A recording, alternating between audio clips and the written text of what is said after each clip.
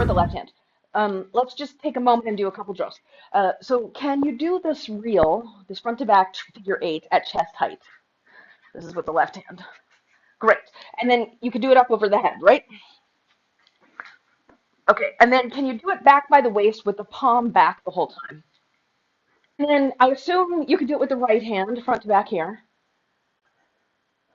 and then front to back up top over the crown, and then front to back here at the waist.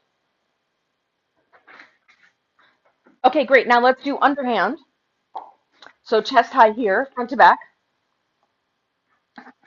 and then at the head, and then at the waist. Chest here, head here, and then waist here. Okay, now we can play. These are the basics. Okay, so if you start an overhand butterfly,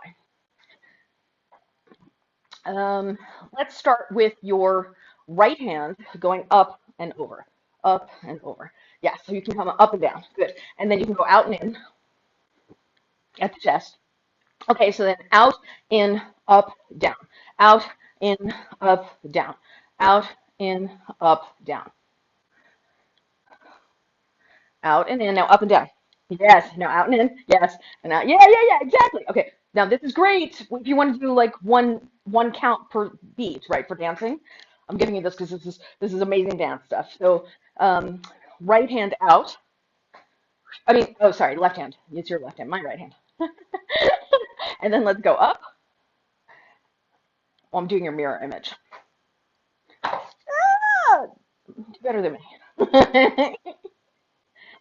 Oh, no. It still happens after decades. Absolutely. Okay, so then, great. So then out, in, up, down with your left. Out, in, up, down.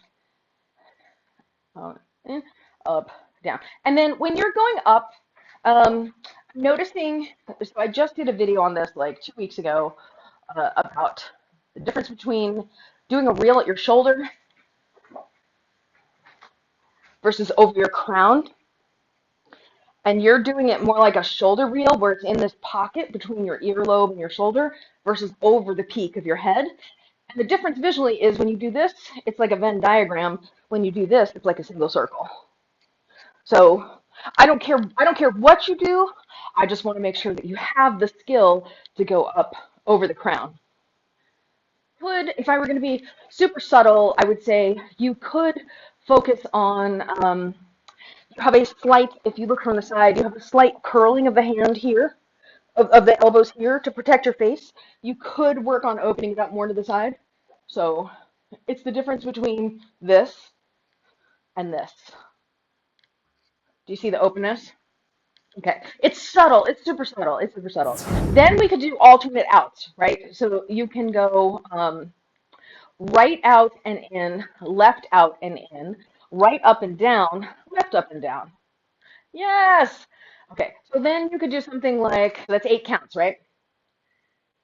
Okay, so then if that's 8 counts, right, you could go back and then up.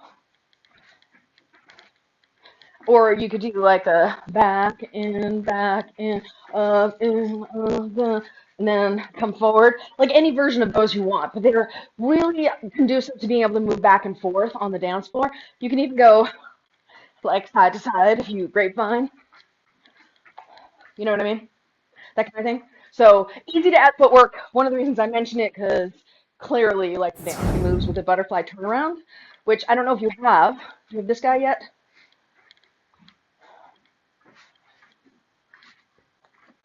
So a couple of distinctions I want to give you. When you do your underhand butterfly, which hand do you have on top, left or right? Okay, so that means when you're turning, you want to make sure that your left hand goes on top. As you were turning last time, you aimed and had your left hand go on bottom, and I think that's why you were clinking, because you want to aim higher than the other hand. Or you want to learn it so you can do the left on bottom. Either way. You're occasionally slipping out of same time, so focus on the bottom of the turn being in the same beat so that it remains at the same time as you go around. Drill, I would recommend slowing it down and doing it like this starting out with 4 counts. 1, 2, 3, 4. 1, 2, 3, 4. 1, 2, 3, 4. Then 1, 2, 3, 4. Then 1, 2, 3, 4. Then 3 counts. 1, 2, 3. 1, 2, 3. 1, 2, 3. 1, 2, 3. 1, 2, 3. Then 2 counts. 1, 2, 1, 2, 1, 2, 1, 2. Because what's happening right now is you're doing this super cool thing that is having you do the turn real fast, but you're not, then you're waiting here, as opposed to having a smooth, like ultimately the goal might be 1, 1, 1, 1, 1, 1, 1, 1. And let's try the left turn to balance it out. So we're here in overhand. Take your left one out, and then turn to underhand on the back, facing your house. And then take your left one out again, and then turn to overhand facing me.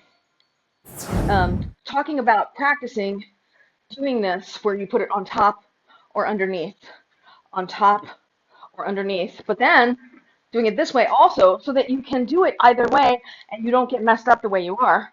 But then I just put out a video this morning talking about the fact that most people don't actually balance out their practice because we have a limited amount of time. So both are things to consider. How much do you want to spend your time on it? And here's how to fix the problem so that you don't have to worry about which hand's on top. I call them a butterfly takeout because I name my stuff based on how it, like what I think you're doing mechanically, not what you're doing visually. So to me, you're taking it out of the butterfly for a beat and then bring it back in. You take it out and bring it back in. You take it out and bring it back in. So you go take it up and down, take it up and down, take it out and in, take it out and in. That's just my. It might be more memorable if I give you my psychology behind why I name it as I do.